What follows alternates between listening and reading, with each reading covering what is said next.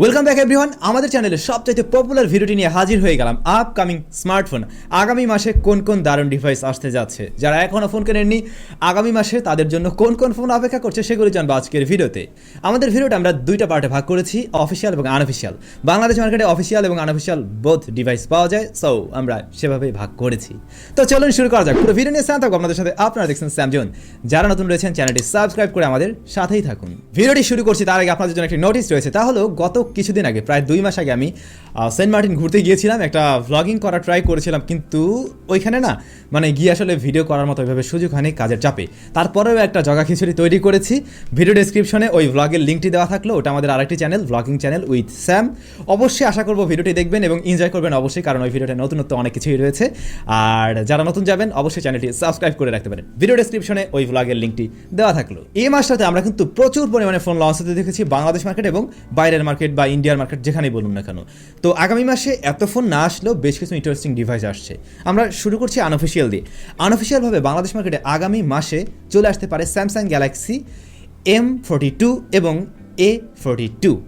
এই দুটি 5G smartphone, এবং এই দুটো স্মার্টফোন বাংলাদেশ মার্কেটে আনঅফিসিয়ালভাবে চলে আসার পসিবিলিটি রয়েছে। আপনারা জানেন স্যামসাংয়ের ফোনগুলো বাইরের কান্ট্রিতে যদি অফিসিয়ালভাবে লঞ্চ হয়, বাংলাদেশ মার্কেটে আনঅফিসিয়ালভাবে লুকিয়ে লুকিয়ে চলে আসে। সো সেরকম একটা পসিবিলিটি রয়েছে, কারণ এই স্মার্টফোন আগামী মাসে ইন্ডিয়াতে অবশ্যই আসছে। সো বাংলাদেশ মার্কেটে আমরা আনঅফিসিয়ালভাবে এই ডিভাইসগুলো পেয়ে যেতে পারি। রেডমির তরফ থেকে আমরা আনঅফিসিয়ালভাবে বেশ কিছু ডিভাইস পেয়ে যেতে পারি। অবশ্যই আমরা রেডমির যে গেমিং ডিভাইসটি আসতে যাচ্ছে মিডিয়াটেক ডাইমেনসিটি 1200 দিয়ে, ওই স্মার্টফোনটি পেয়ে যাবো। ওই স্মার্টফোনটি চায়নার বাজারে লঞ্চ হচ্ছে। সো চায়নার বাজারে লঞ্চ হওয়া মানেও বাংলাদেশে আসবে আনঅফিসিয়ালভাবে, তবে সেটা চাইনিজ রমে হবে। আর ইন্ডিয়াতে এই স্মার্টফোনটা কিন্তু আবার পোকো ব্র্যান্ডিংয়ে লঞ্চ হওয়ার কথা রয়েছে আগামী মাসে। সো ইন্ডিয়ারটা যদি লঞ্চ হয় ওইটা নেওয়াটাই বেশি ভালো হবে। তো দেখা যাক কোনটা আগে আসে। গুগল পিক্সেল 5 এই স্মার্টফোন আগামী মাসে বাংলাদেশ মার্কেটে আনঅফিসিয়ালভাবে আসতে পারে, এবং এই ফোনটা হতে পারে মেড ইন ইন্ডিয়ান ভ্যারিয়েন্টের। অর্থাৎ গুগল পিক্সেল 5 ইন্ডিয়ায় তৈরি হচ্ছে, এবং ওই স্মার্টফোনটা ইন্ডিয়াতে আগামী মাসের মাঝামাঝি সময়ের মধ্যে লঞ্চ হওয়ার একটা পসিবিলিটি রয়েছে, মাঝামাঝি বা 20-25 তারিখের মধ্যে। এবং সেই ক্ষেত্রে এটা বাংলাদেশ মার্কেটে আনঅফিসিয়ালভাবে আসতে পারে। গুগল প্রেমী যারা রয়েছেন একটু পোকো M3 Pro 5G, সবাই খালি 5G নামের শেষে একটা 5G, এটা একটা নাম হয়ে দাঁড়িয়েছে, বা এটা একটা মডেলের এখন চিহ্ন হয়ে দাঁড়িয়েছে। তো পোকোর M3 অলরেডি আমরা পেয়েছি। M3-র চাইতে বেশ কিছু বেটার কিছু নিয়ে আসবে প্রো ভার্সন, এটা খুব স্বাভাবিক।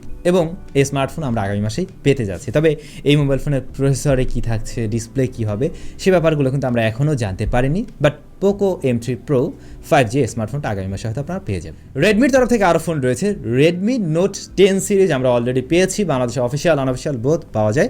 তবে রেডমির শুধু 10 এই সিরিজটাও আগামী মাসেই লঞ্চ হবে, যেটা ইন্ডিয়ান মার্কেটে অবশ্যই লঞ্চ হয়ে যাবে, এবং সেখানে থাকতে পারে রেডমি 10, রেডমি 10A।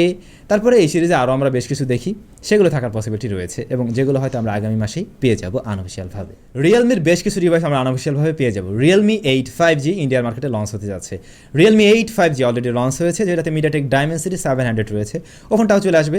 এই মুহূর্তে ইন্ডিয়া বাংলাদেশের বর্ডারে যাওয়া নিষেধ, সো ফোন আসছে না, তবে চলে আসবে কিছুদিন পরেই।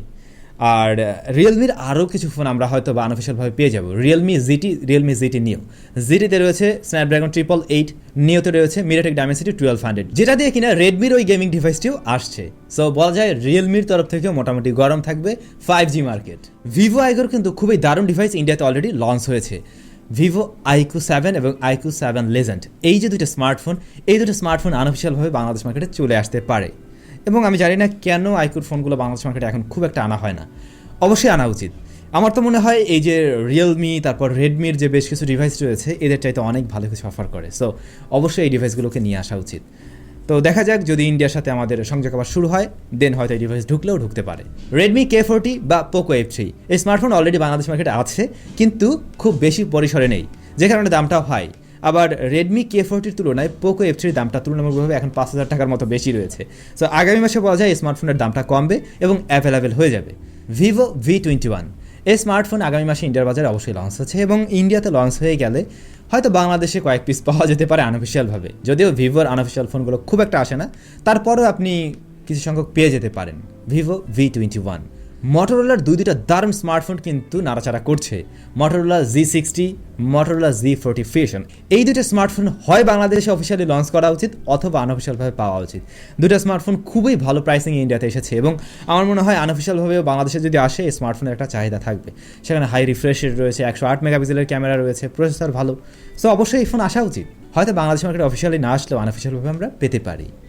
তো ভাই লোক, এই ছিল মোটামুটি আনঅফিসিয়াল লিস্ট। এবারে আমরা অফিসিয়ালের কাছে যাব, তবে তার আগে একটা গুড নিউজ রয়েছে, আর তা হলো এই সময়ে আমরা যে সিচুয়েশনে আছি, লকডাউন, আমরা হুটহাট করে অনেকেই হয়তো অসুস্থ হয়ে পড়ি, কিন্তু আমরা চাই না এই মুহূর্তে হাসপাতালে যেতে, ডক্টরের কাছে যেতে। তো এই মুহূর্তে জরুরি সেবা নেওয়ার জন্য আপনি একটি অ্যাপ্লিকেশন ব্যবহার করতে পারেন, তার নাম হলো ডক টাইম। এর ব্যাপারে অলরেডি আমরা কয়েকবারই বলেছি। মাত্র 10 টাকার বিনিময়ে আপনি একেবারে প্রফেশনাল ডক্টরের পরামর্শ নিতে পারছেন। এছাড়া শিশুরোগ বিশেষজ্ঞর পরামর্শ নিতে পারছেন মাত্র 20 টাকায়, আর গাইনোরোগ বিশেষজ্ঞর পরামর্শ নিতে পারছেন মাত্র 25 টাকায়। ভিডিও ডেসক্রিপশনে ডক টাইম অ্যাপ্লিকেশনটির লিঙ্কটি দেওয়া থাকলো। অবশ্যই এটা আমাদের প্রত্যেকের ফোনে থাকা উচিত বলে আমার মনে হয়, জরুরি মুহূর্তে আপনার প্রয়োজন হতে পারে। ওকে, এবারে কথা বলা যাক অফিসিয়াল ডিভাইস নিয়ে। টেকনোর তরফ থেকে আগামী মাসে অফিসিয়ালভাবে আমরা অন্তত 3টি ডিভাইস পেতে যাচ্ছি।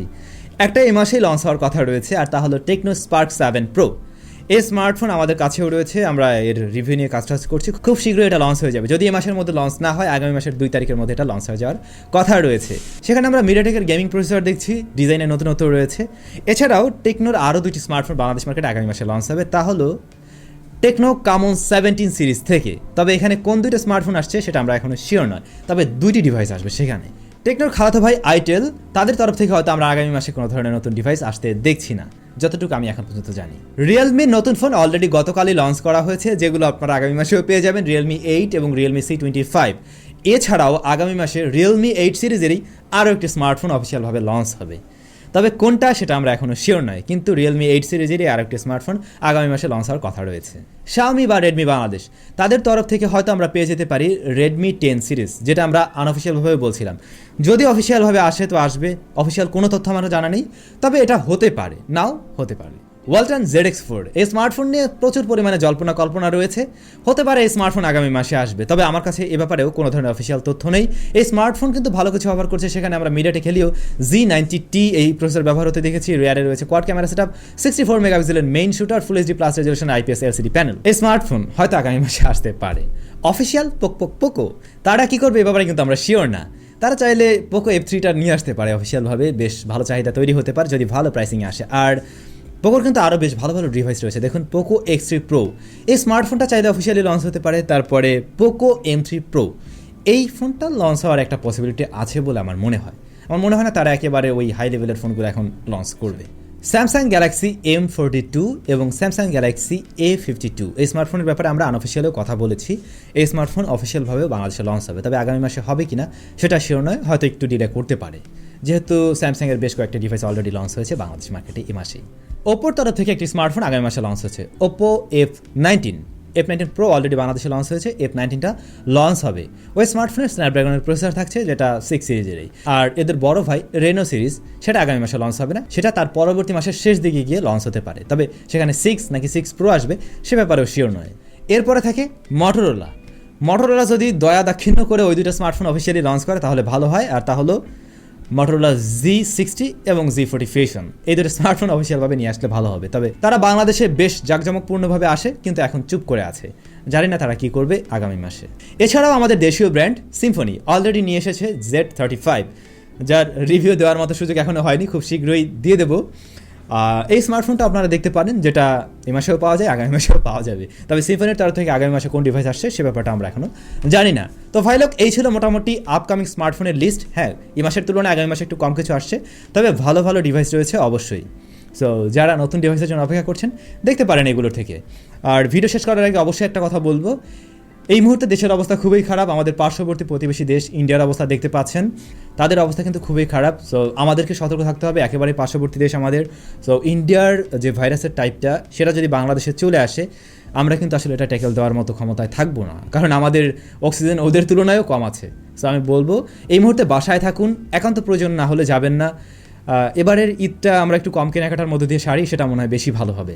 আর বের হতেই হলে মাস্ক পরিধান করুন, গ্লাভস পরতে পারেন, হ্যান্ড স্যানিটাইজার নিয়ে ঘুরুন। সবাই অনেক বেশি ভালো থাকবেন, সুস্থ থাকেন। দেখা হয়ে যাবে স্যামজনের আরও একটি ইন্টারেস্টিং ভিডিওতে। আর হ্যাঁ, ওই ভিডিওটি দেখে নিন, ওই যে ব্লগের ভিডিওটি। Bye bye.